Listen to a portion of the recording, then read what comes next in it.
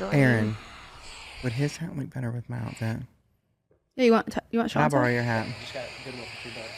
Nuh-uh. Sean, Did you really? Wow, thanks, Sean, for being a team player. Yeah, Just tell me. Oh, that looks a lot better. Yeah. yeah. Yeah, it's It kind of a matches vibe. actually perfectly. Oh, wow. My God, Sean has a your big head. It's huge. Sean's got a lot of hair. I got a big head Sean too. said yes. Sean, it you have is. such a big head. Oh, And here we go. You're making me feel like that one doll from Beetlejuice. The little head. That's my favorite part. Beetlejuice. dude, my editing skills, by the way, I cropped 2 people out of this picture. You also And I'm proud I of you. used AI. Oh. I had a couple of small things that could have been improved, but I thought your editing was great. You just didn't get close enough to your legs with the blur. You left a ring around them. Thank you. I thought I it'd was be- tired of editing at that point. I already So took you 2 knew. whole So you people knew. out. Okay. I already took 2 whole people If you out. used AI, what work were you doing? Well, I started to trace the people to remove them. Put a young Elon Musk on our This hands. is after. I mean, See, I did good. yeah. You did. Holly, straighten your mic towards your mouth just a little bit. Okay. And at this point, God, that's why we can't have nice things.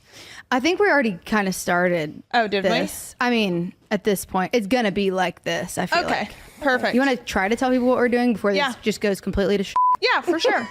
All right, guys. I'm pretty sure we've already started this podcast, but welcome back to Unlocked. We have our friend roundtable. We've been wanting to do this for a really long time. A long time. A long time. And they know things. Well, they know a lot. That we do. And we're going to discuss that. Some's going to be happy, like, and embarrassing. And then some is like the real crap that everyone wants to hear. So we have Tyler. And Tyler, introduce yourself. I am Tyler Bishop. Y'all probably know me by now. I feel like we've been on enough stories and reels and Oh, yeah. all of our scandalous behavior in Stop New swiveling York. so much. But I am her hairstylist and best friend, and we have known each other now for what, 5 years? 5 years? Yes. Why don't you go? I think we should start off each person of like how we met. How we met. Okay. Oh gosh, that's a funny story. Yeah, Tyler's is funny. Yeah. So yeah, because I thought you hated me. I just You didn't thought I think, I hated just you. didn't like your didn't- work at the time. Your mom's hair. Yeah, I just didn't like your work at the time. I had not done like big hair before. Like I was more known for like my beach waves and texture, and I got Very the- subpar. Tell us how you really feel. yeah. The southern I like feel the love. volume was not. Yeah, I feel Your it. thing. But no, I wasn't good at that. I didn't know anything about it. So one of the guys at the salon was like good at like what we call like a Vegas blowout, like big hair, like volume rollers. And I got the opportunity to do Julie's hair for the first time. And I literally had him show me like 2 or 3 times how to do it on one of his clients. And then I went home. And if you're not a hairstylist, when you practice on a mannequin by yourself, the head just comes directly off of the stand all the time. So I duct taped the head onto the stand and practiced all night long, like how to do blowouts, how to get volume. So he practiced so hard for it to not turn out. That's what he's telling you. I had like 2 packs of rollers, which I thought were plenty. They weren't. I get there. I was like so nervous, hadn't eaten anything. I was nauseous. That's the worst. Yeah. And she was like, I'd put like tons of volume product in her hair. I was trying to give like the most impact that I possibly could. He And gave quite the impact, let me tell you. Do you have a picture? yeah, actually, Oh, of it the looks before? good. It's just not what we're used to now. Yeah. Okay. Yeah. It was like the first one when she was like in that all black. Yeah. Anyway, I get there and I get like halfway up the head. There's no more rollers. So I can't, to a new client that's like my biggest client at this point, be like, hey, we're out of rollers. So I like start problem solving and I was like, okay, these have sat the longest. So I started taking them out and putting them in the front so I could like work my way up the head. And Julie like turns around and looks at me and was like, what are you doing? And I was like, I said something sassy. I can't remember what it was. I was like, I know what I'm doing. Turn around. Yeah. Yeah. That's what you said. Something like that. Yeah. You're like, I've practiced all night for this. You said something very like write it off. Like, oh, don't worry about it, girl. I got like, Yeah, something. I know what I'm doing. And she was like, okay. So like 15 minutes later, this one rolls in. We had never met before. Yeah, she was a peach. And she like our first encounter went too. sits in the dining room staring at us, and she's just like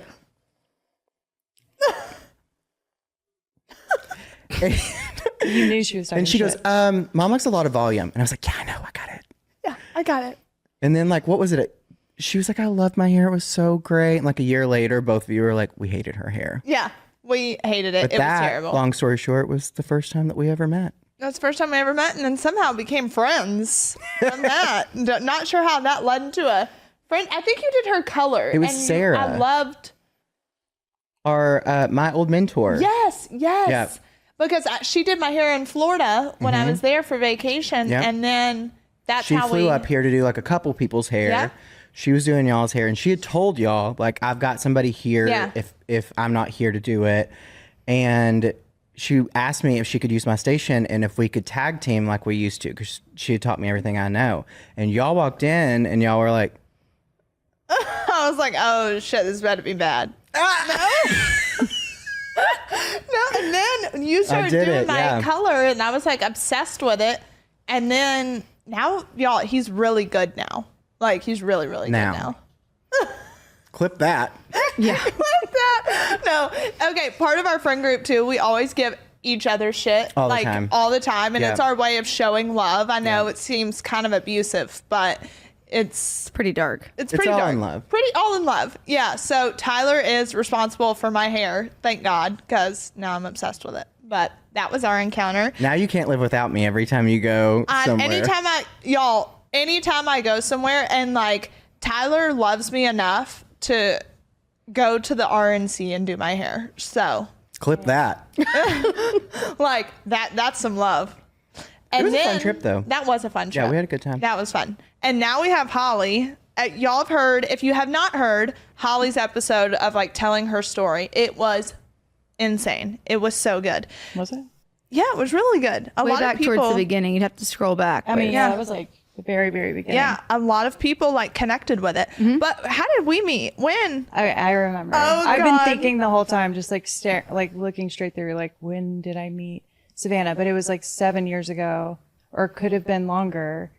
I don't know. When did you move here? I moved here 9-10 years ago. Okay, so it was probably 7 years ago, and it was somebody's birthday. We went skydiving, and I did not know you. We were all in a car together, I think.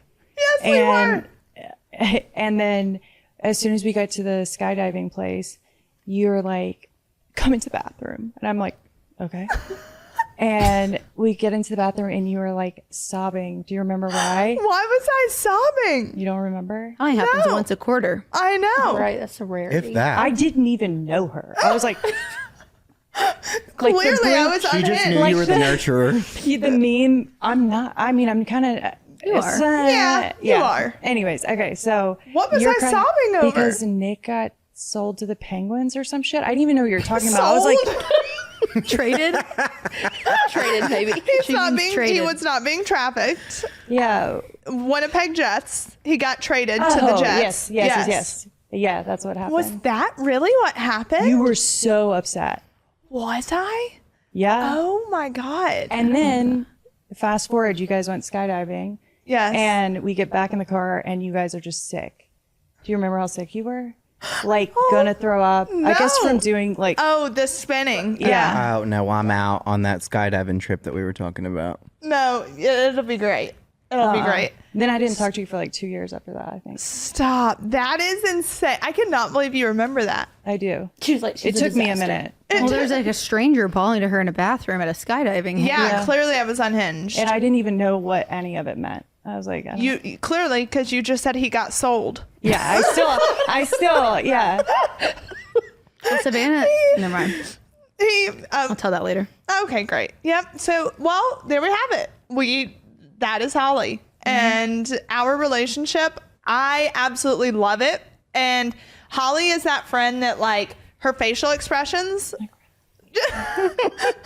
her facial expressions, just like there will be times that we're out places and she'll be making faces and I'll I go know. like hit her or like holy snap out of it. Like Holly gets me just in so marches. much trouble. Yeah, she just marches to her own beat. And next we have Pamela. Pamela, we have been friends. Dear, okay, our relationship's actually a little complex. Yeah, we've really got off to a messy start. What? How? Well, you and I wasn't really messy, but the beginning of our friendship from outside sources was pretty messy. Yes. Well, when we first met, so Pamela and Nick worked together. Yep. So they had For their the like penguins. We did. I got sold to the penguins too. Good. so when did we meet the first time? Well, let me start this off by saying I kind of have a similar story as Tyler. Savannah was a real gem the first time I met her. Oh my god. Nice. I clearly was going a through pattern. it. So Nick and I guess Well, at these this are point, years apart. No, we're going to act like it's the same time. It's really not years apart. Savannah Yeah, and I I have really been don't- friends for 6 going on 7 years. Yeah, so it's about the same. And I'd been at Bourbon having dinner with some friends. We were leaving. Our bourbon story. Yeah, Bourbon is where all good things start. We were leaving, and Savannah and Nick were actually coming in. And the only thing, like Nick, like introduces me to Savannah because we had not met yet. And the only thing Savannah does, she goes, "It's good to meet you. Can you take my picture?" Stop. Oh I will my god. never forget Solid. it. I was like, I don't really know if that's what I expected, but okay. I am mortified. Took Savannah's picture, moved along. I don't really think I saw Savannah again for probably like maybe a month after that. And then Nick invited us over to Savannah's house for dinner. Okay. And I think from that point we had a game night and she realized maybe I wasn't that terrible and I realized she wasn't either, and we've kind of been best friends ever since. Yeah, because I think at that point in time, I was so frustrated with like the work aspect of things. And then remember, you and I had found out something, and then we like And then we started kind of like texting. trauma bonded Yeah. over the disasters that were happening with like work and mutual friends and That and was the a thing. breakup. So Oh, and I yeah. got each other. Yeah. And then I will never forget, I don't know why I'm thinking of this, but like our friend group is like when it comes to dating people, we're just like all in each other's business, right? I mean, rightfully. Do you so. know where I'm Yeah. going with this? I can only imagine. There's so many stories to tell. Don't. I felt like you, honestly, Holly, in this moment with my facial Oh yeah, expressions. Savannah doesn't hide things well either. Sometimes. So Pamela was dating someone new, and we were gonna have like a game night at my house and dinner, and I invited them over, and I will never forget. Like her jaw Wait, was. when She was was like, this? When was this? this was maybe 8 or 9 months into our friendship Yes. at this point. Okay. Like, and this girl that Pamela was dating walks in, and I was like, Did I know her? No. no. I was in such shock This it was back because this was back when it was just me and Savannah. Yeah, like we she had had y'all of thigh you had not tats or come into something? the. She just was not. She was not Pamela's type. Not even a little bit. I was shocked. I was like, and she was Show just show me a picture. Polar opposite of polar Michaela. opposite. And then she ended up like stealing all kinds of shit from Pamela. You remember? I know. Was that the one that looked like a truck While driving Savannah and I lesbian? were on a Yes, that's Savannah the- and I were in Like the what? Bahamas on Like a truck driving vacation. lesbian? Remember? Yeah, Tyler, say it. Ask her again. Was that the one that looked like a truck driving lesbian? That's the one. Yeah, that her name? was one. We're gonna Just kidding. I just want to see. I just want to see if y'all are on it or not. Allegedly. No, that was what it is. And then we Allegedly. were in the Bahamas, and she had like stolen all your Came home shit. and, like everything was gone. Like Where was she going to take it in the Bahamas? Was she leaving? No, we Savannah were in the Bahamas. Oh, she took was it at from home. your house. Yes. Oh, okay. Yeah, she Yeah. drove that semi right to that house and packed all. Backed it all up. Yeah. So that was a good time. Yeah. So, oh my And god. Savannah was really kind then too. She was like, if you ever bring her over again, you're not allowed back in my house. Yeah. Please make sure there's no CDLs on your next Yeah. hinge match. Thank you. Seriously. Oh my gosh. Don't worry, they didn't get any better after that. No. My life didn't Well, take you're- a turn until I met Michaela. Okay. Yeah. Yeah. Okay, I was like, Like we all were getting defensive with Michaela. I now. said considering we're engaged. I Yeah. think Yeah. Yeah. We like we're her. golden. She stays. She stays forever, yeah. Yeah, I love Friend her. group approval. Yes, she's Oh, we freaking love her. awesome. And then, last but not least, we have the infamous Erin. Sounds really sweet too. I love how she's introduced all of us. Like, yeah, I hated all of them before. I know. But it was I'm like mutual. Yeah. No, I never hated Aaron. You weren't a shining star either. Just kidding. Actually, do you know when we met? I actually don't know for sure if I'm right about it. When did we meet? don't Because know. it's weird. Nashville is like big city, small town. We The overlap first a lot. person in our friend group that I was friends with was Shannon Ford at like 16 years old. Yeah, I met you when you were 17. I know she is. She's so pretty. Yeah. Yeah, and funny. It's, I touched her boob. you what? She's Shannon's You boo. remember? Do you know her? We were at, I think, Chad's birthday at some place. You remember it said happy 40th? And I was like, I think I just told her, like, your boobs are so nice. And, You just touched it? yes, There's one way to She do it. probably didn't miss a beat. she was so cool. Yeah. She's like, you can touch them. I don't remember how it happened, but I just remember. This is a great clip. We'll tag Shannon in this. She'll appreciate it. Yes, I Well, I'm glad. Yeah, Shannon does. Shannon's gorgeous. She's like a freak of nature. When did we meet? I think probably the first time we met was one night out at South when you were there like 4 years before you were supposed to be even in a bar. Yeah. You were 17. Yeah. And we just have a bunch of your best friends are other best friends are also mine, MC and Ricky. So that's Shannon you knew, but MC and Ricky Who were are you referring to? No, MC and Ricky. Oh, MC Two and of our Ricky. other best friends. Okay, gotcha. Yeah, so Shannon was like the catalyst, and then you hung out at the same bar that like our group of friends was hanging out at, except we weren't 17. Yeah. And then you Well, kept sneaking in, but then when I didn't sneak in. they let you walk in, They just let me come in. right? And you came And in. I was 18 really because I moved to Nashville July 11th before my 18th birthday. okay, so you were 18, so that's fine. Not terrible. And then and then we really became close when after The pandemic. Yep, I got laid off at Vanderbilt. They laid off everyone in like video, a bunch of SEC layoffs, and social media and everything. And then I just posted something like, normally I'm not like, hey, I lost my job on social media, but for some reason I was just like, I'm not It okay. was public, like everyone knew that Vanderbilt had all these layoffs. So I was like, screw it, everybody already knows. So I just posted something. I think I was out running one morning and like posted something that was like about there being like a light, like, you know, what are you doing? It was about to Spill. drop on my pants. Are you so licking I just it? licked it. Okay, that's fine. Yeah.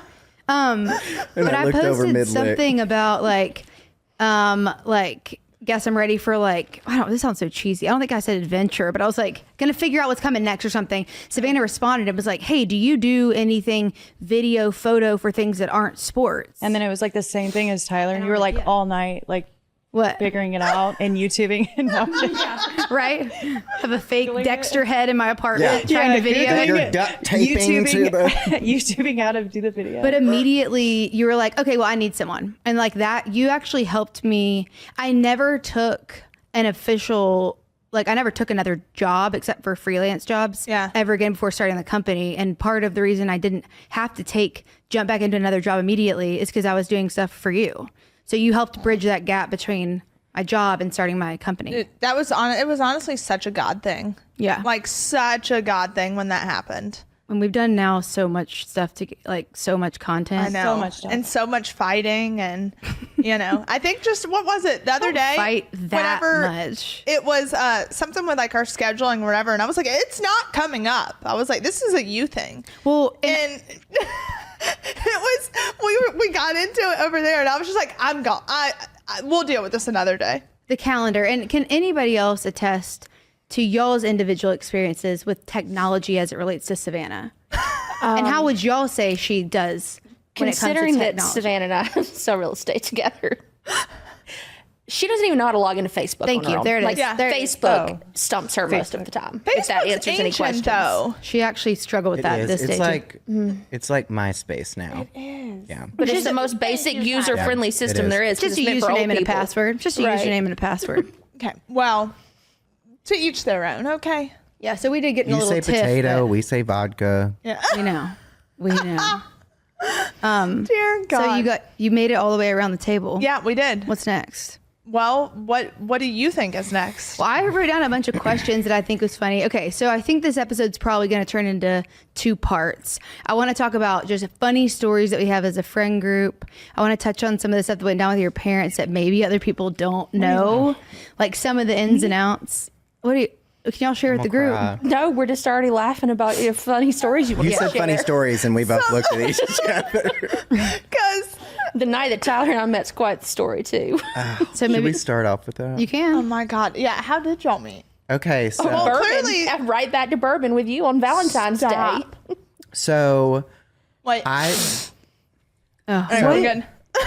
She does that all the time in recording. I knew you were doing it in the movies, she and I was leans- like, "Are you okay?" Sean's I convinced thought- she leans into the mic when she does it too. No, it's so intense. It's, Yeah, no, he just kind of jumped over there. I thought you were crying in the movie the other night. Oh no, I don't cry. I know, I did. I was shocked. You I were was like, crying the first day you met her. Yeah, She was. something was real wrong. It was a soft launch. Yeah. All right, continue. Bourbon.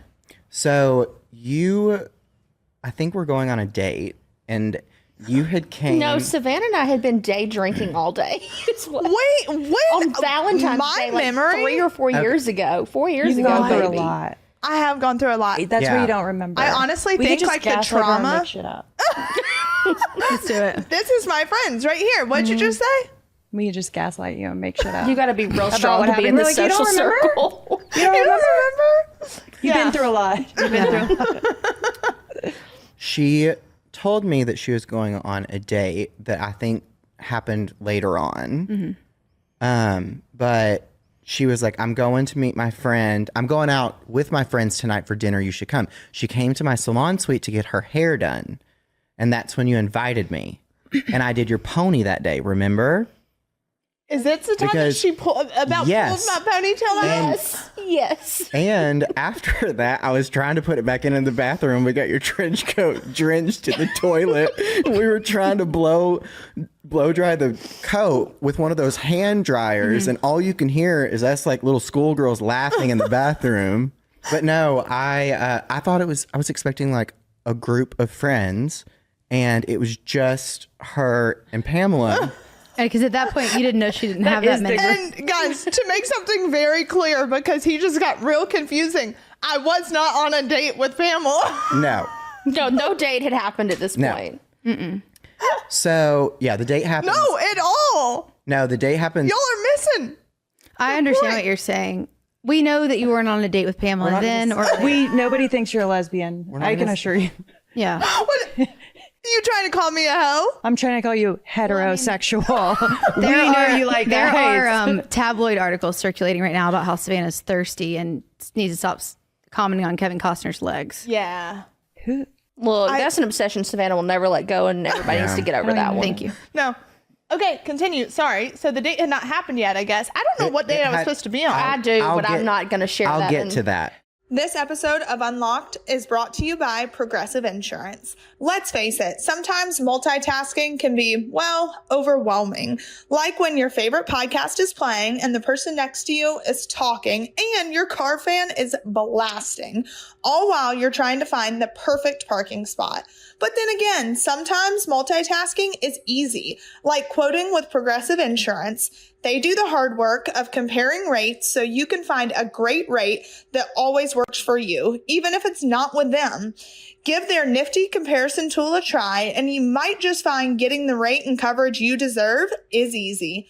All you need to do is visit Progressive's website to get a quote with all the coverages you want, like comprehensive and collision coverage or personal injury protection. Then you'll see Progressive's direct rate, and their tool will provide options from other companies all lined up and ready to compare, so it's simple to choose the rate and coverages that you like. Press play on comparing auto rates. Quote at progressive.com and join the over 28 million drivers who trust Progressive. Progressive Casualty Insurance Company and affiliates. Price and coverage match limited by state law. This episode of Unlocked is brought to you by BetterHelp. You guys know I've spoken about BetterHelp time and time and time again, and that's because I am a firm believer in their product. I mean, BetterHelp is absolutely amazing, and it's all online and designed to be convenient, flexible, and suited to your schedule. All you do is just fill out a brief questionnaire to get matched with a licensed therapist, and you can switch therapists at any time for no additional charge. I don't know about you, but 2024 has started off with quite a bang. And for me, being a single parent, single income household, trying to deal with finances, kids, my own personal mental health, it's all been a huge challenge. I am not going to lie. And that is where therapy and BetterHelp has come into play, because I have started to realize that if I am not my best self possible, then how in the heck am I going to be able to operate? So that's where I turn to BetterHelp. You can visit betterhelp.com/Savannah today to get 10% off your first month. That's BetterHelp, HELP.com/Savannah. So I was doing her hair for that, and I show up to dinner, and it's just the three of us, and we had a great time.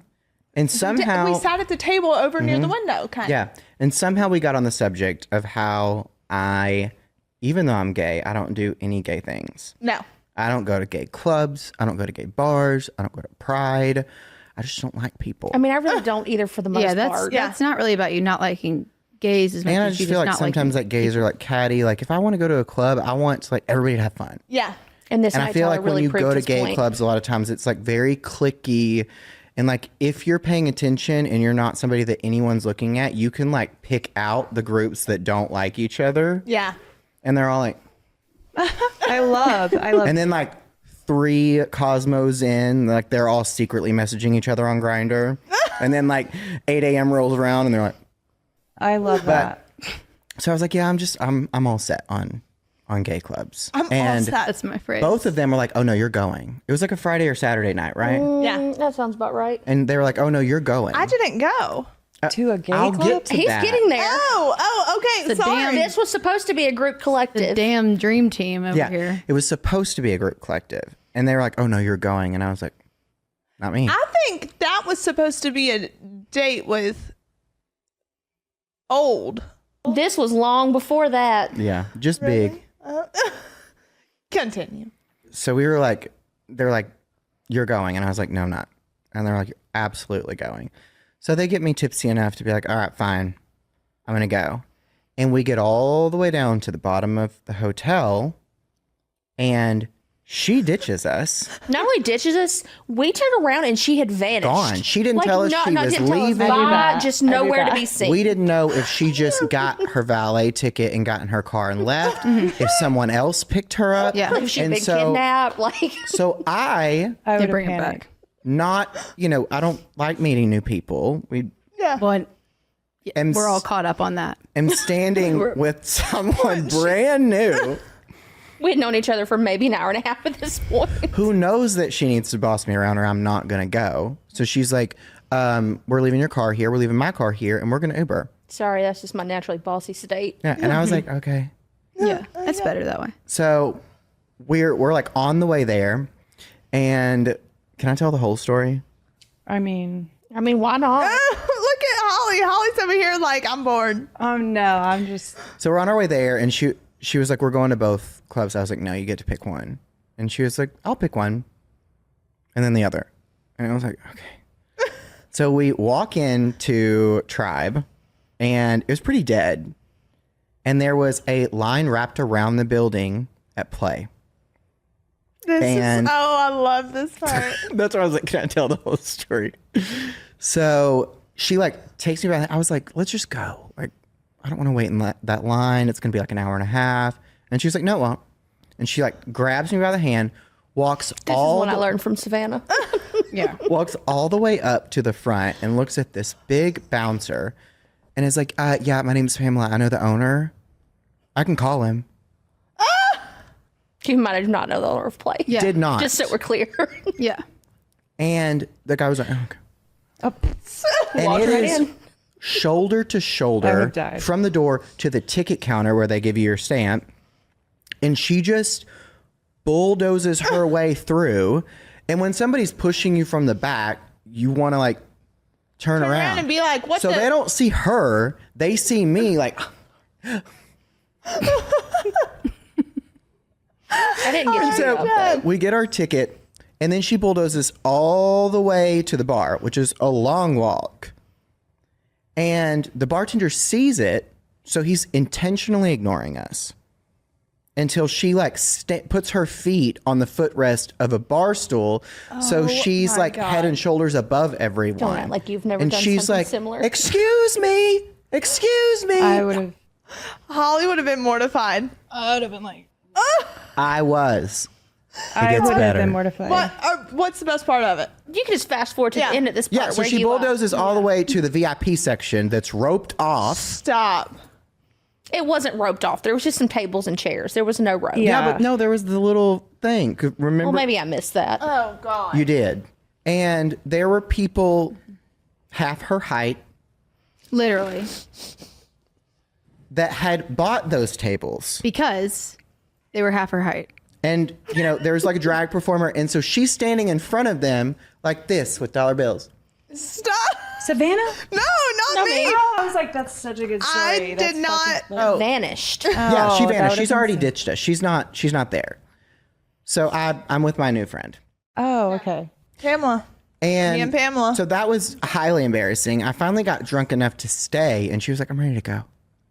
It's actually not your normal demeanor. It's either. not. No. Like, none of it is very out of character for me. That's how I behaved the night I met someone, but yet he stuck around. Yeah. No, I loved her Here for he it. is. So then she wants to no. go home. I get an Uber because my car is at Bourbon and it's like 1 a.m.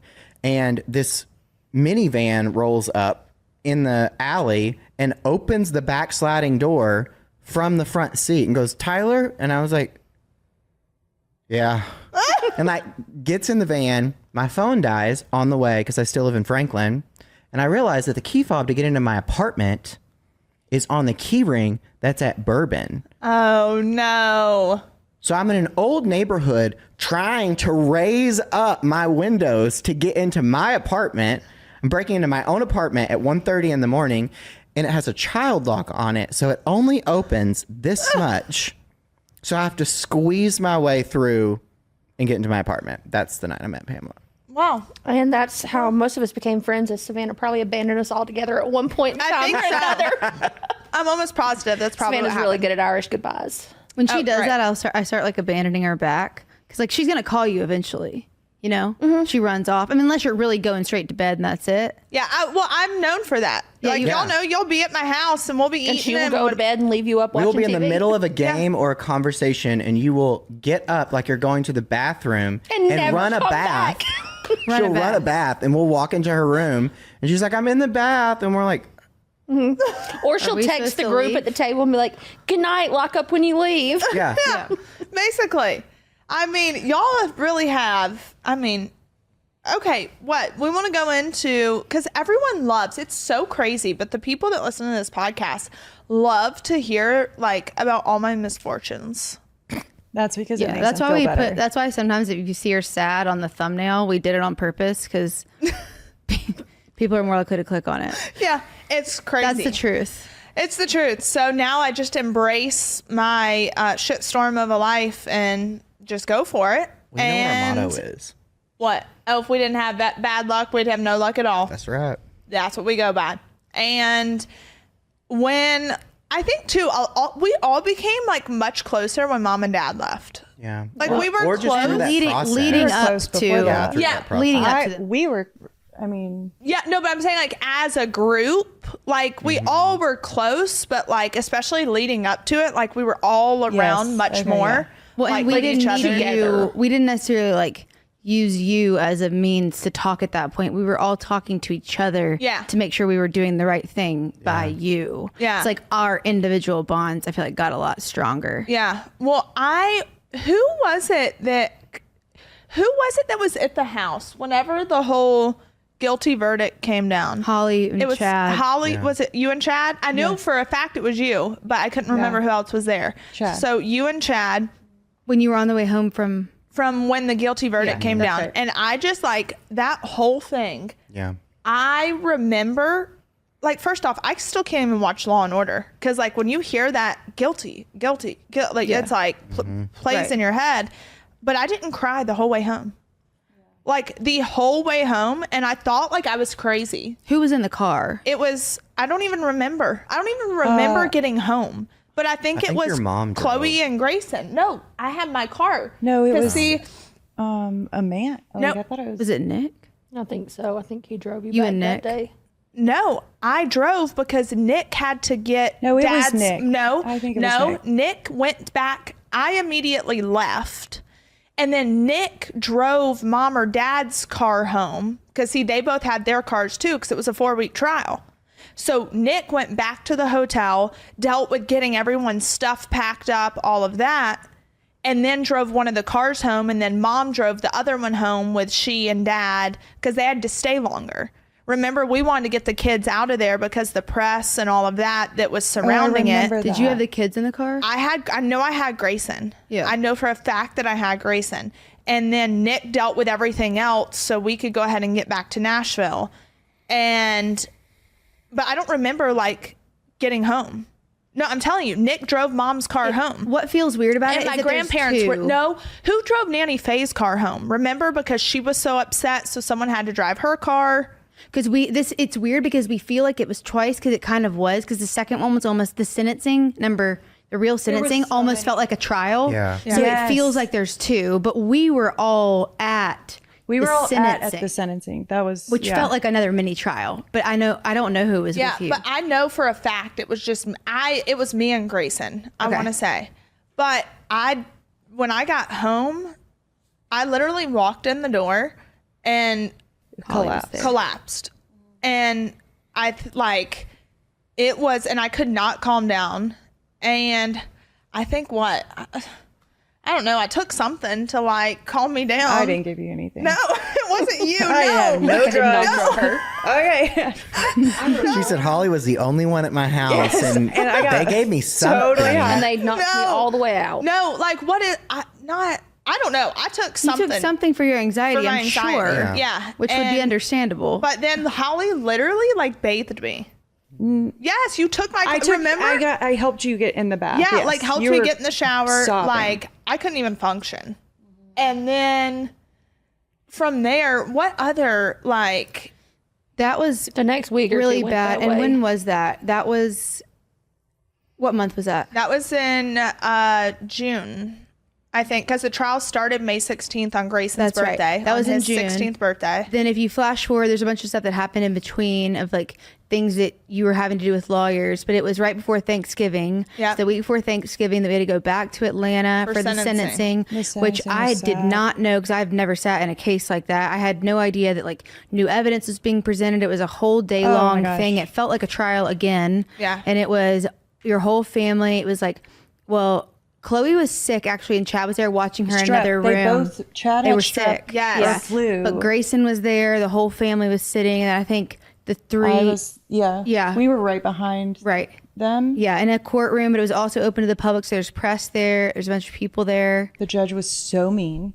Yeah. I remember it feeling like at certain times of that, feeling like, okay, this feels like it's heading the right direction. And then we came back after lunch, and it was just like, Downhill oh quick. no, like this is bad. Yeah. Because I remember during the break, the lawyers told you had to go ahead and say bye to your parents because y'all didn't know if they were going to get taken out of the courtroom, out of that door by the judges. If you've ever watched a court show, the judge by the front, the door by where the judge sits. We didn't know if Todd and Julie were going that way out in handcuffs or coming home or sentences were going to be staggered. We had no Well, idea. Well, we knew they weren't I going to remember go. you sent me that picture. Do you remember What? The one of of your Julie. mom? Which one? I got it too. I'll never forget it. Which one? Broke Your my mom heart. was just squeezing her cross praying in the yeah. back room. Yeah. Yeah. It was Mom and Dad. They both had had these crosses that Emmy had given them at the time. It was Emmy and her mom, I think, with like a prayer or something. And they just, because the deliberations that was during That was the sentencing. That was the sentencing. I always get them confused. Yeah. I think it all just runs together. But that would have been the one where they potentially were going to have to leave straight from there because Alex told you Yeah. you need to say we bye. were down in that cafeteria. I remember. And Alex pulled yeah. us all to the side and said, go ahead and hand over your wedding It was bands. actually in the room by the courtroom. Yep. Phone. Yep. He Yeah. said, go ahead and hand over everything because chances are they're going to take them and they're going to be put in transit. Yep. And you're not going to hear from them until they get to where they're going to be. Which would be minimum of like 72 hours. You're not going to hear anything back. Yep. But And then we found out they had until after Christmas. I was shocked. Everyone Not was when shocked. we went back. Because whenever, especially too with how the judge had acted the whole trial. Yeah. And whenever you get that lengthy of a time, a lot, they just take you immediately. And so we were shocked when the judge said that she would give them until January to report. Because that was, that was, yeah. looking back, that is really weird. Yeah, but it 'Cause is she was also one of so those mean. things. Yeah. Like during the No whole mercy. No, during the whole trial, like nothing went in our favor, and she had really said some things that caused you to like take a step back and be like, "Whoa, I can't believe someone can respond this way." But then I looked at it and I was like, "You know what? I am grateful that she gave us Yes. those 90 days to like Thank God. have with each other until they leave." But that was really tough. I have the chills just thinking about like Grayson turning around. Like I was so relieved for the 90 days. Because this is when they were asking for life. Yeah. And I remember Grayson turning around. Literally, he's the color of Holly's shirt. Because he turned around to look at me.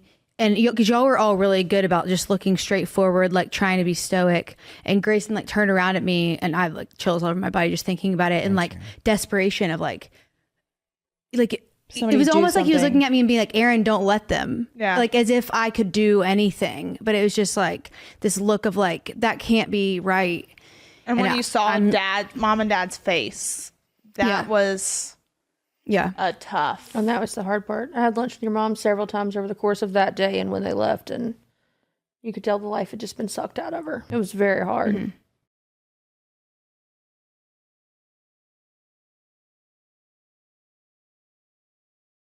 This week on Unlocked YouTube, we have an exclusive with Alex Little, our lawyer. Hi. So you've been on before. I have. Yes, but we kind of touched on very specific things. And there's a lot of questions on the whole case in general. Just how we got to where we're at, when it started, why they didn't plead guilty, why they didn't just accept a deal and move on. Sure. So go ahead and give a brief synopsis.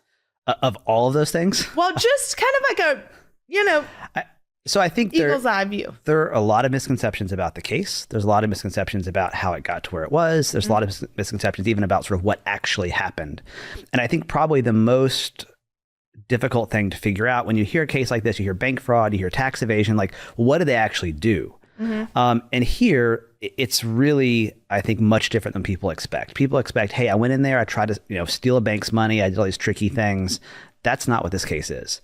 This is a case that arose out of 07, 08. For all the folks who remember, you were like, what, 12 back then? You were a baby. Yeah, I was a baby. It was a long time ago, and the real estate market was collapsing even more than it is now. And folks like your parents who were working in real estate, they had capital lines. They had capital to buy, they had capital to sell, rehab stuff.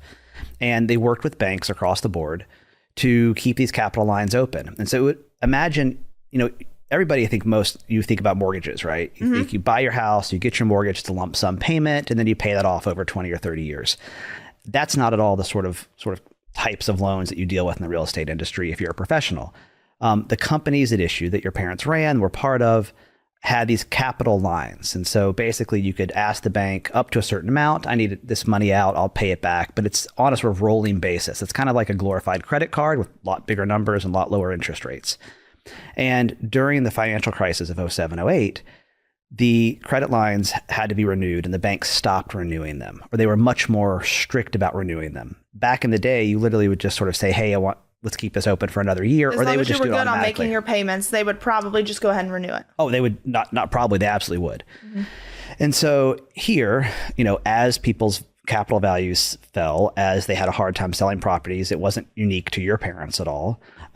It was difficult to maintain those lines. And so people would either close those lines, or in many places would declare bankruptcy, because you realize we're not going to make it through the next year of payment.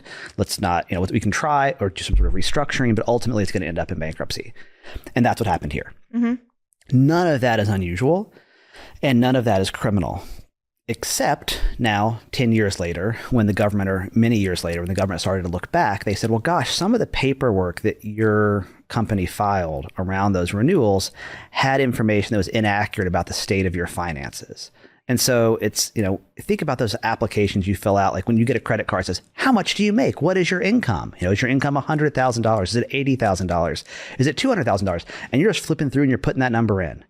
That's the sort of information that a bank gets even for loans of $10 and $15 million. But even that, for the common person, that's considered fraud. When you fill out a credit card application, you say, oh, I make $500,000, even though you may only make $250,000. Right. Or if you make $150,000 and you put $175,000, if they can prove you did that, purposefully, that's fraud. And the difficulty is, like, what if your wife or your best friend or someone is filling that out for you? Maybe they don't know. Maybe they purposefully want to open an account in your name, right? Oh, I'm going to open this up for Savannah because I'm her evil personal assistant. I open a credit card account and I put down that her income is X and it's actually half of X. And then I use that credit card to go spend money on myself. That's basically what Mark Braddock did in this case. So this case, when it comes down to what was tried and what the government alleged, was that Mark Braddock was the president of the real estate company at issue. And when he was asked for these numbers for different types of assets and income for the Chrisleys and for the company, he put incorrect numbers. And there was no allegation that your dad did. There was certainly no allegation that your mom did, because there was no allegation she really did anything involved in these allegations. And even bankers that came to testify on the government's behalf. I didn't talk to Julie at all. I don't know who she is. The banker said, I talked to Mark Braddock. One or two of them said, I talked to your father a few times, but all the paperwork, all that came from Mark Braddock. I want to say they said he was the big picture guy. Yeah. He would say, okay, what are we doing here generally? Which is not surprising when you're running a big, multifaceted real estate business. And so people hear that and they think, well, that can't be true. Like, that can't be what this case is really about. These folks are in jail for 12 years or 9 years. Like, that's crazy. That is what it's about. At its core, it is whether these banks in 07, 08, when everything was falling apart, got some emails that misstated the amount of assets. And so what exactly were they charged with? Multiple bank counts. So 6 different bank counts. So it's 6 different banks. The allegation was that Mark Braddock had provided incorrect numbers. And it's not the banks that are pressing charges. No, it's the government. It's the government. The government can choose. A victim could say, I don't care, I don't want to be involved. It's the government who has the power to do it. And that's what they've done here. So 6 different banks. And then they made an allegation that was part of some big conspiracy. Now, literally what that means is that just you agreed to commit the crime. In almost every crime, you can have a conspiracy to commit the crime. So if you go rob a bank and you jump in a car with somebody else, you've now conspired to rob a bank at the same time. So that's sort of an add-on charge they like to do because it confuses juries and it's generally easier to prove. And then they charged a whole series of tax counts. The tax counts have nothing whatsoever to do with the alleged bank fraud or the allegation that they were putting incorrect values on these applications. The bank fraud, the tax evasion, they call it, is, I think we will likely get it overturned on appeal because it's just bonkers. It goes against 50 years of how the entertainment industry structures its business transactions. The government was trying to say that they were trying to hide money. They were trying to hide money in this loan out company in order to evade taxes on their behalf, which is not true. Not true in the least. Every dollar that went into that company was accounted for on tax filings. But it was clear that the prosecutor on the case, the agent on the case, likely the judge on the case, none of them had the first idea of how loan out companies work. I mean, they're complicated. It's entertainment industries. When you watch a movie at the theater, there are 14 different companies' names that come up on that screen. That's not just because they want to have lots of companies. That's because the structure of business in Hollywood is really complicated. You've got production companies, you've got personal loan out companies, you've got companies that just finance films. It's true in film, it's true in TV, it's true in music. But if you don't know that world, you're going to have a very hard time understanding it. Nothing that your parents did happened without lawyers, happened without network approval. And so the money they're talking about being hidden was literally the payments for the show that your parents were on. The thing is not only did we report it, but also the production company that paid us reports it. 100%. So there is no way to possibly evade taxes. It is an asinine argument. And they were able to make it, and they somehow stood up there with a straight face and said, that's tax evasion. It's bonkers. So that's where kind of the backstory behind it all. But it started in 2012, really was when the investigation started, correct? Well, part of it started in 2012. I don't want to say it all did because, they weren't very interested. Nothing happened in 2012. Your parents weren't charged back then. Kind of the government looked at it, threw up their hands and said, all right, whatever. We don't believe there's anything here. And then it just sat for years, which is a great example of, there's statute of limitations that can be up to 10 years in some cases. And if it involves a bank and somebody down the road decided, oh, hey, let's go back in time and look at this stuff and find a crime. And that's what they did. And why do you think that is? I think when you are a celebrity, particularly when you are a celebrity who is outspoken, particularly like your father, you become a target, right? People want to bring you down. People want to, make a name for themselves by bringing you down. And so, you often see cases, particularly in federal court, where prosecutors go after, reality TV stars or politicians for a type of crime that maybe a dozen or 24 or 100 people have done in that same area. But those folks aren't being targeted. It's the folks who are more prominent. I think it's human nature. I mean, is it part of some grand conspiracy to bring people down? No, it's just whoever's doing it thinks it's helpful or useful or it gets more attention. And so at trial, so we get to, 2019 was whenever August, I think it was August 13th, 2019 is when they were formally indicted. Yeah. And so a lot happened between the, 07, 08 and 2019. And I think one of the questions was, why would they be charged at all? Right. And I think, many folks had looked or had not had a reason to bring any charges. And so you have to ask the question, why bring charges then? Right. Yes. I think one of the things that I think the viewers don't understand is, how does this work? Like, who is the government? And I think you've spoken really eloquently about the idea that until you or your family are confronted with the criminal justice system, you have the ability and the freedom to be completely naive about how it works. Exactly. And I think if anybody who's watching this were to go down to their local courthouse and watch how sort of criminal justice happens, they would be appalled. And until, like, you go into a general sessions court where there's maybe 10 attorneys, there's maybe 100 people who are there. The judge takes up the case for 20 seconds. I'm not exaggerating, maybe 30 seconds. And that person is put back in jail or put in jail for some period of time, or they plead guilty in a minute and a half. It's, at that stage, it's very much just this washing machine cycle of put somebody in, spit them out, put somebody in, spit them out.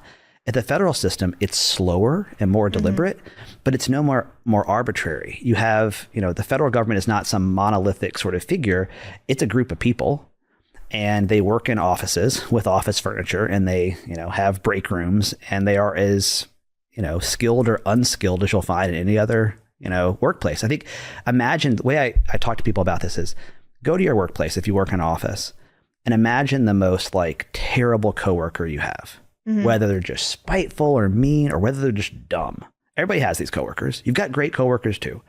But imagine the ones who are just worthless. And know that even in the Department of Justice, even among the people who are making decisions about who to throw in jail or try to throw in jail, there is a similar percentage of that type of person. And those people are going to make decisions that are going to profoundly affect people's lives. And there should be, and hopefully in good systems, there's supervisors and people who up the chain sort of watch over and make better decisions.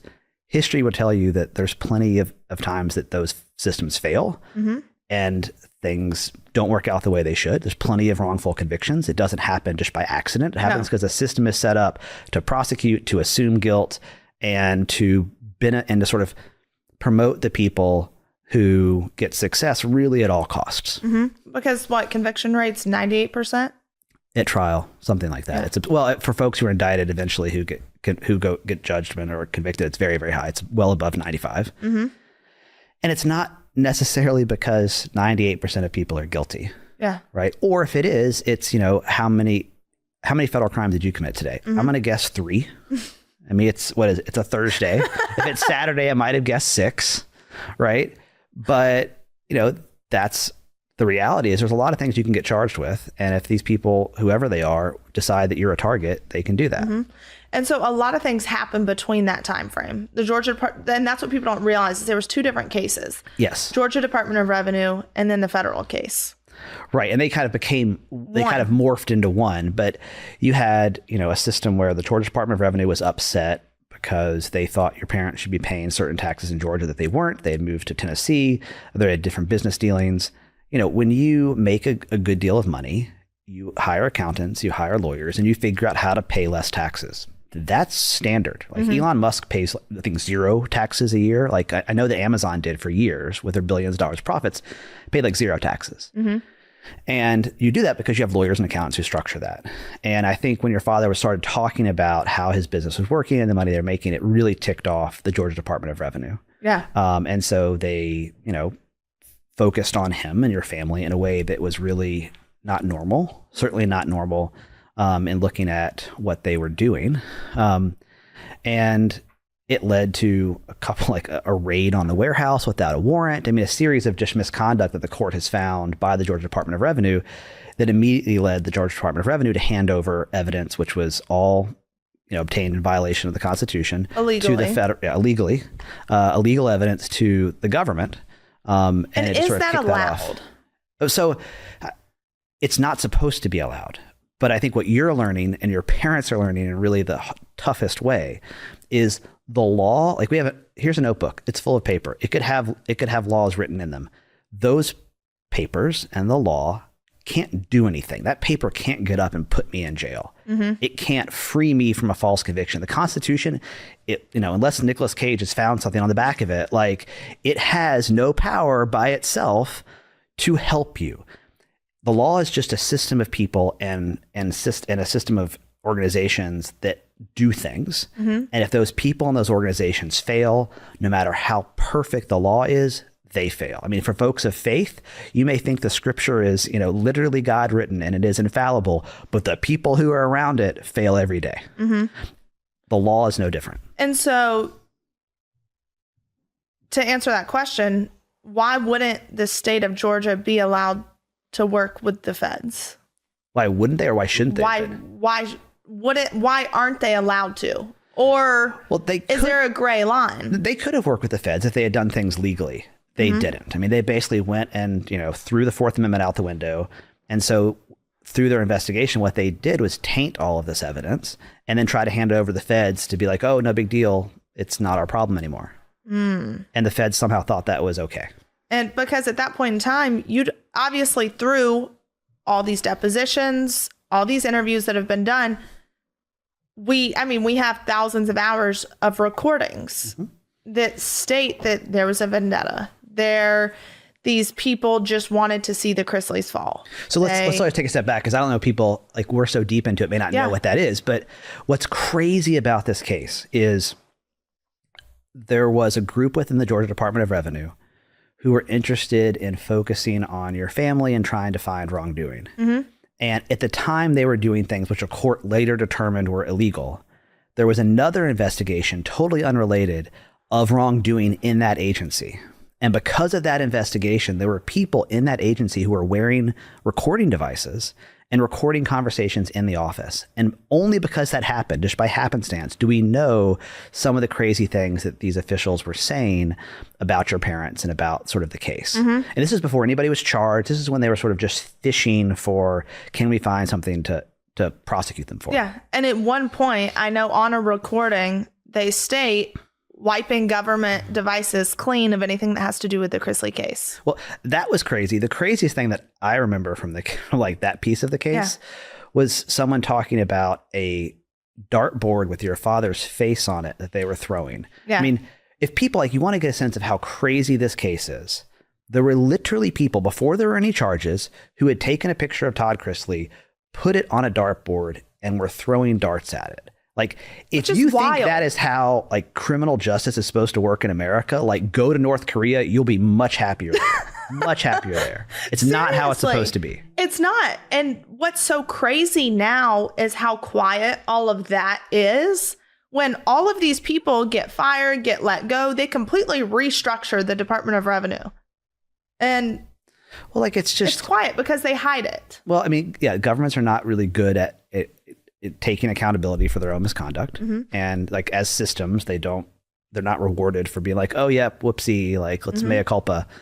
And like at the end of the day, everybody can just point a finger and be like, oh, look, they're in jail. They did something wrong. You can just focus on the fact that they're in jail. But the hard part is these people are pointing all these fingers, especially the government officials who are committing crimes themselves, which make it harder. And that's what people don't realize is like how messy this whole thing has become, because 90% of their so-called evidence was obtained illegally. Yeah. So in the federal case, one of the things we talk a lot about in the appeal is most, if not all, of the evidence came from illegal evidence. And you can't do that. You can't take sort of stuff you're not supposed to have or get through illegal means and then use it at trial.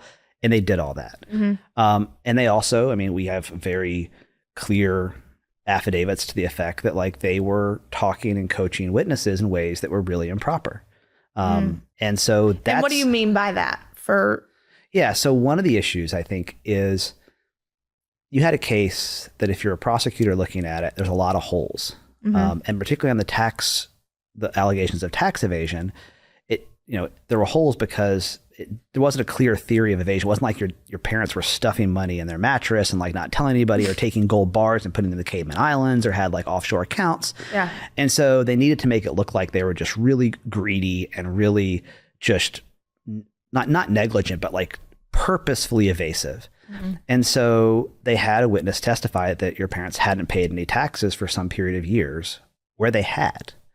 And it's just sort of as basic a thing as that. Like if you tell the jury, oh, these folks still haven't paid their taxes even after getting indicted, it makes them look like they're just crass and completely, incapable of like remorse. Oh gosh, we're not even paying you can charge us with the crime, but we're still not going to pay our taxes. Exactly. And that wasn't true. Because at one point, wasn't there a large lump sum of money just sitting at an account, basically the IRS, that was never credited to mom and dad's account? Yeah, 100%. So imagine that you go buy a car. You owe some sum of money and you pay your car off and you send it there, and you owe nothing on that car. And then that car dealership gets up and goes to a court and says, oh, hey, Savannah still owes me, $50K for a car.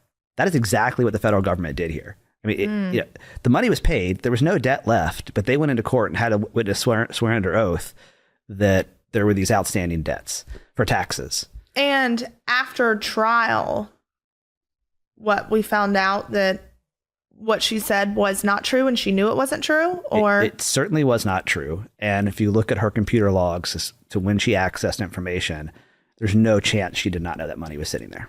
The witness in particular, who was an IRS agent. Which is even more alarming. Because look, everything about it is alarming. Like I don't want to make judgments about which is more or less. Like it's all terrible. That's okay. So now, and here's the interesting part. Nobody at the government has actually said this didn't happen. So like we make these allegations because we have very strong evidence to support that a witness went up, lied about whether your parents had paid taxes, which they had paid over a certain period of years. And the government said it being like, no, that didn't happen. Or like, Lo, let me tell you, we had this conversation, but it was actually a little different. Or no, she never knew any of that. They don't say any of that. They don't. How do they respond? They say it doesn't matter. They say, oh, none of that's important. It's just irrelevant. Didn't they, at one point, did they use the terms harmless error? Well, they do argue that it's harmless error, but they also just sort of say it's not relevant. And, it's like, don't look over here. Don't worry about that. If it weren't true, they would come out and say, of course, that's bogus. It's not true. Here's 10 sworn affidavits that it's not true. And they've never done that. Wow. And so also they use the tax fraud case to build their bank fraud case, 100%, correct? Because they say, oh, look how greedy they are, and they're not paying these taxes, so clearly they can't be trustworthy. So it's reasonable to believe that they were in cahoots with Mark Braddock when he was not telling the truth about the amounts of assets over on these balance sheets. And so, because remember, all they had is this guy who's already admitted to lying, to stealing millions of dollars, who's saying that. There's no real, corroborative evidence of that. It's essentially based on Mark Braddock alone. And so to make the jury believe that they're also bad folks, they just try to, paint them as greedy and terrible people. And with Mark Braddock, signed full immunity with the government. So it doesn't matter what he said, what crimes he committed, what he admitted to. So he's never going to be prosecuted. I think this is a really important point for anybody who cares about this case to think about. So Mark Braddock is the person who actually did the action to commit the crime. So imagine a bank robbery. He would be akin to the person walking in, giving the teller the note, taking the money out of the bank. And they allege essentially that your dad and mom are like the people in the car helping with the getaway. Okay. So in this sort of scenario, because Mark Braddock's the one interacting with the bank, he's giving them the information that the government says is not true and is purposefully deceitful. Instead of charging him with the crime, trying to give him, even if you try to give him a reduced sentence or some cut, they said for him, it's okay. We're going to let you walk. We're not going to punish you in any way, as long as you will tell people under oath that, to use the bank robber example, Todd Chrisley and Julie Chrisley were in the car with you. Yeah. That does not happen for the amounts of money that we're talking about here. I mean, you don't see cases involving tens of millions of dollars where they let somebody just walk. It is it's just the judgment call of whoever that prosecutor was, who for some reason thought it was so important to, get a conviction against Todd and Julie Chrisley that this admitted guy who admitted committing fraud and lined his pockets with $5 million, didn't spend a day on probation, didn't spend a day on jail, has had zero punitive consequences for what he's done. And this episode of Unlocked is brought to you by Progressive Insurance. To all my podcast listeners, whether you love true crime or comedies, celebrity interviews, news, or even motivational speakers, you call the shots on what's in your podcast queue, right? And guess what? Now you can call the shots on your auto insurance too. Enter the Name Your Price tool from Progressive. The Name Your Price tool puts you in charge of your auto insurance by working just the way it sounds. You tell Progressive how much you want to pay for car insurance, and they'll show you a variety of coverages that fit within your budget, giving you options. Now that's something you'll want to press play on. It's easy to start a quote, and you'll be able to choose the best option for you fast. It's just one of the many ways you can save with Progressive Insurance. Quote today at progressive.com to try the Name Your Price tool for yourself and join the over 28 million drivers who trust Progressive. Progressive Casualty Insurance Company and Affiliates. Price and coverage match limited by state law. This episode of Unlocked is brought to you by BetterHelp. You guys know I've spoken about BetterHelp time and time and time again, and that's because I am a firm believer in their product. I mean, BetterHelp is absolutely amazing, and it's all online and designed to be convenient, flexible, and suited to your schedule. All you do is just fill out a brief questionnaire to get matched with a licensed therapist, and you can switch therapists at any time for no additional charge. I don't know about you, but 2024 has started off with quite a bang. And for me, being a single parent, single income household, trying to deal with finances, kids, my own personal mental health, it's all been a huge challenge. I am not going to lie. And that is where therapy and BetterHelp has come into play, because I have started to realize that if I am not my best self possible, then how in the heck am I going to be able to operate? So that's where I turn to BetterHelp. Let's face it, you've got Valentine's coming around the corner, and if you don't have someone, that's okay. You can become your own soulmate, whether you're looking for one or not. You can visit betterhelp.com/Savannah today to get 10% off your first month. That's BetterHelp, HELP.com/Savannah. As a defense lawyer, that blows my mind, because how could you believe somebody who is, they sentenced your dad to 12 years. 12 years. And if Mark Braddock thought he was going to jail for 12 years, he'd be willing to say, I suspect, just about anything. Mm-hmm. And so how do you get a jury to believe a guy, again, with no corroboration, no recording, no real hard evidence to back up what he's saying, to be trustworthy enough? Well, you have to make up other things, such as the tax fraud. And so when, obviously, you said Mark Braddock gave them all this evidence, they also obtained evidence illegally. Mm-hmm. I remember you came on board, obviously, after the trial. After the trial. Mm-hmm.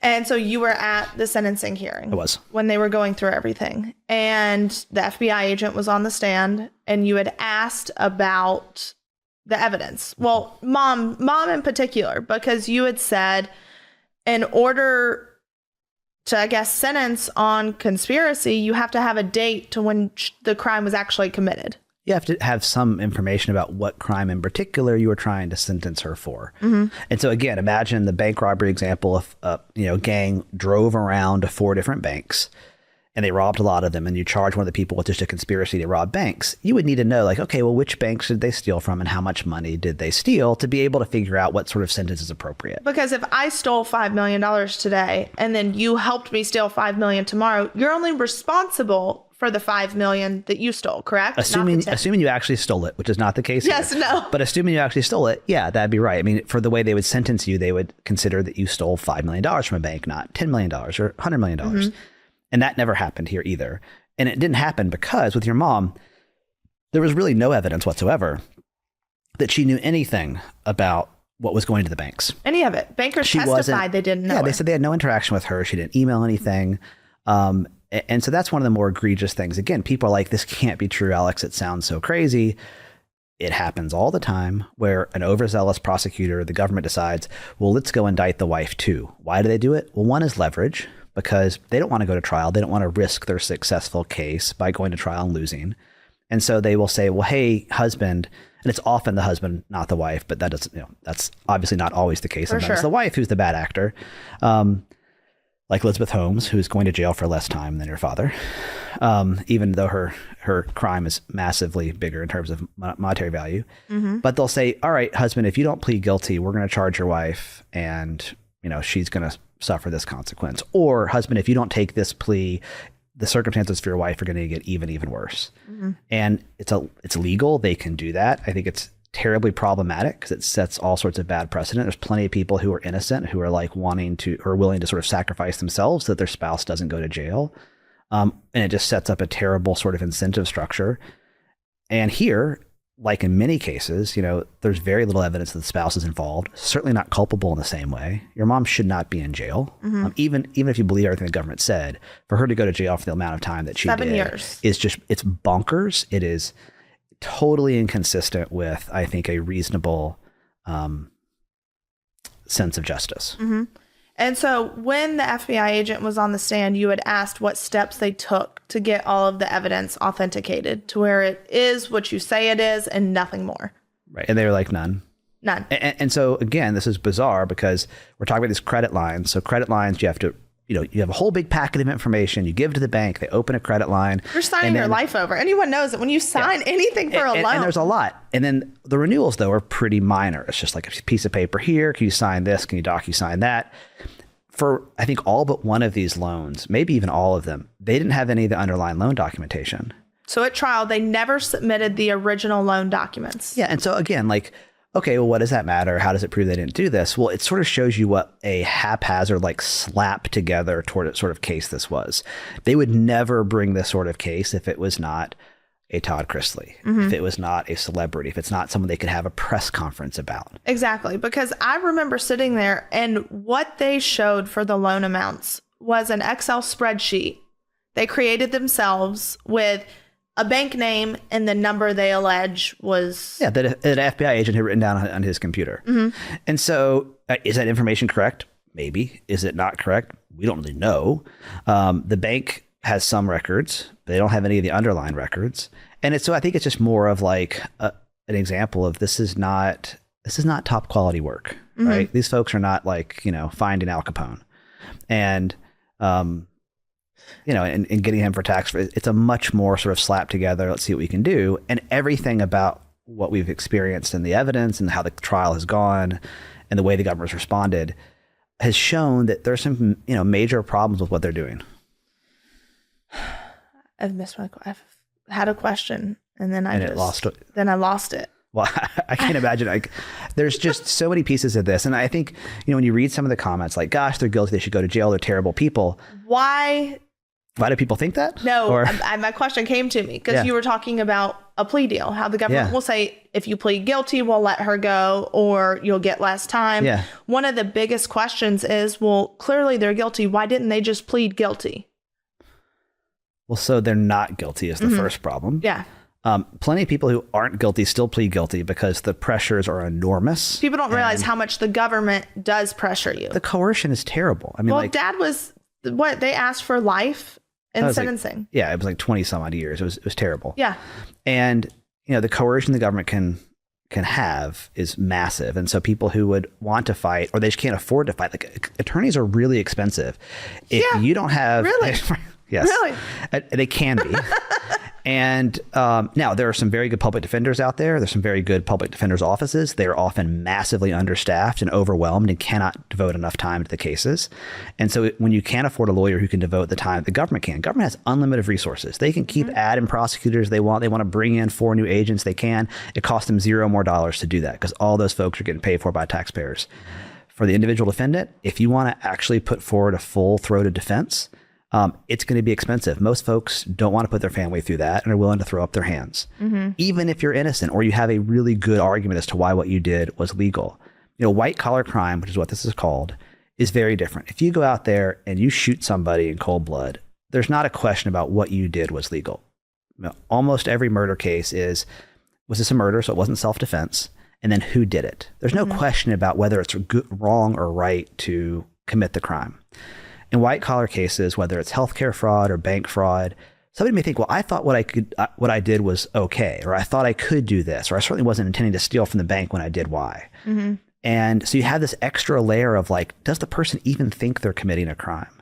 And so here, like your mom's a great example. At no point was there ever any evidence that anything she did was, hey, I think I'm committing a crime here, or I'm not allowed to be doing this. And it's an extra layer that people don't think about. They think, oh, you're charged with this, you must have done it. Just because the government says that something is improper or illegal doesn't mean that it is. And here we have that problem stacked on top with the things they say your parents did. The evidence just doesn't support because they didn't do it. And what the trial lasted 3.5 weeks? Yeah. Oh, well, more because there was a break in the middle there. But yeah, it's like over a month. It was over a month trial. And you have all these jurors who, that's another topic, is how important is being a juror? It's absolutely critically important. You're the last line of defense between the power of the federal government or the state government, depending on what jury you're on, and that defendant who is sitting there accused, and the government wants to just throw them into, as we talked about before, really terrible prisons. And so with the jury that we were given, obviously we found out after the fact a lot of things that had happened, or their feelings, or I wasn't there to watch day by day and see the jurors' reactions. So it's hard for me to say what's like. I think the fact that they were misled by the government in different ways, that people got up, stand, testify, the fact that they were given evidence which was tainted and illegal.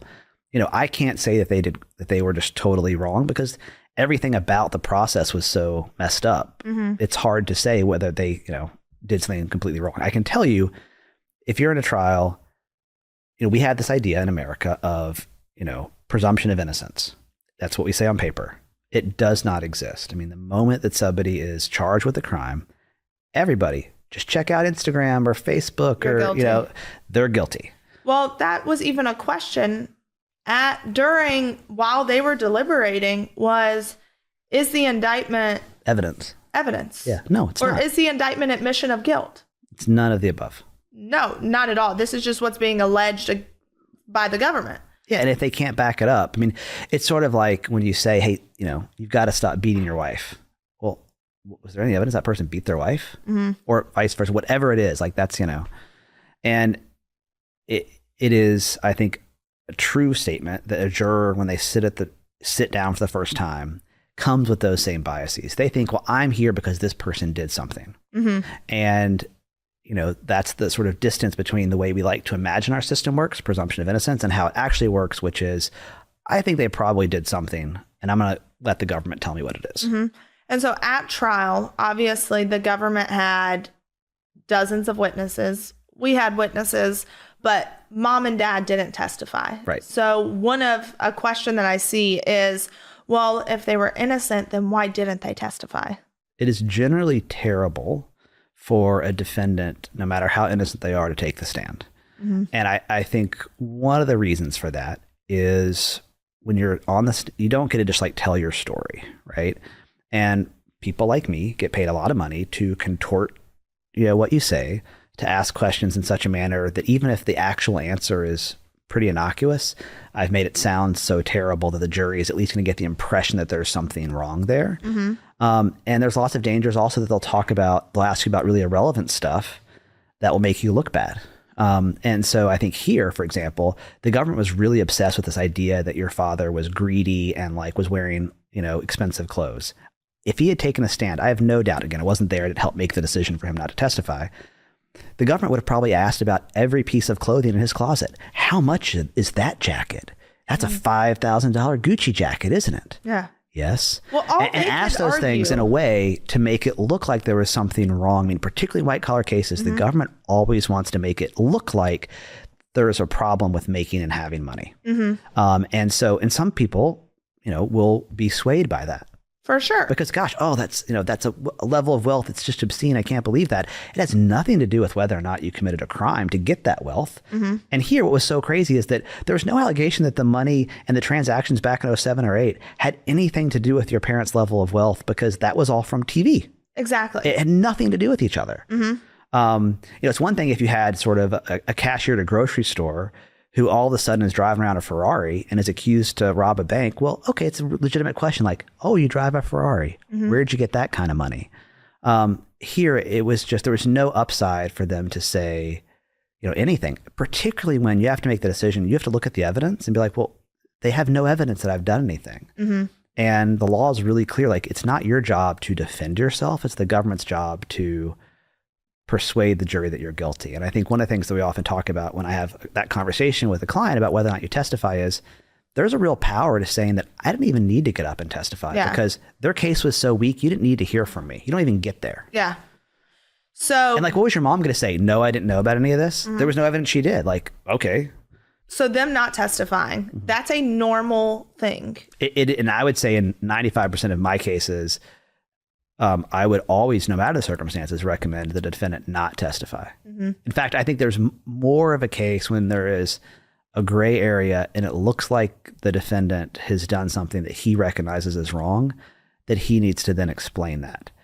If there's no real evidence that your defendant has done something truly wrong, there's nothing for them to explain. Okay. And then jumping forward to sentencing, a big question is, well, why did they not serve their sentences separately? Like, why did Todd not go and then Julie, or Julie and vice versa? I think we asked for that. We did. Yeah. We did. The judge just said no. I mean, this is not a system that is built to care about families. I mean, I think the level of incarceration in the United States, we just presume throw you in jail, and that's just the last we think of it. There are certainly collateral consequences for families and communities, and our system just doesn't care. Like, there's literally nothing in the sentencing guidelines or the sentencing statute that says you should worry at all about sort of innocent third parties like Chloe or like Grayson. I mean, the courts just, they just don't care. Because they're minor children, which I think, and like we said, this is it's back to the point of, why is your mother charged at all? Exactly. Yeah. Why at all? And then, because some prosecutor woke up and thought, I'd rather convict 2 Chrisleys than 1. And I will never forget that day going into sentencing, because obviously nothing had gone our way. Right. You had told us all, we were standing downstairs and you were like, all right, this is probably what's going to happen. They're going to be taken today. You're not going to hear from them for a few days. They're going to be transported through the system until they get to where they're supposed to be. And that's what we went in thinking was going to happen. Yeah. And then we get up there, and I say it was like, you have to find the little wins in the situation.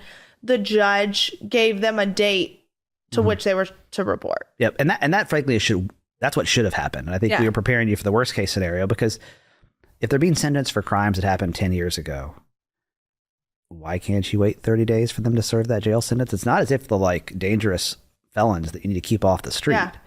So it's one of those sort of small indignities when they just take people out of the courtroom directly to jail. They didn't do that here, thank goodness, but it happens often. All the time. Yeah. All the time. And for no good reason. No, for no good reason. And there's so much, you hear stories of the FBI going in and raiding someone's home over a PPP loan or full jacket, ski mask, the whole thing. Yeah, it's wild. I mean, I heard a story of it was literally a PPP loan. FBI goes in, raids the house. Probably bust the door down. Yeah, bust the door down. The wife just had a baby, had no clothes on. They wouldn't even let her get dressed. And it's just wild to see how the government acts in situations. Well, but again, it's not the government. There is a group of people there, and there wasn't one person with a reasonable sort of head on their shoulders who said, do we need to do it this way? Does that make sense? Yeah. And then after sentencing, obviously they were given their report date, which they had to go and report. Yep. And then you had filed an emergency motion for them to stay out While the appeal appeal's was being argued. So explain that. So there are certain circumstances where even if you've been convicted and sentenced, there's a legal question that we have the right to take up to the next level. There are more judges the next level. They are generally more learned, and they get to sort of evaluate the work of the district court, the court that held the trial. And so obviously if the person's in jail, they're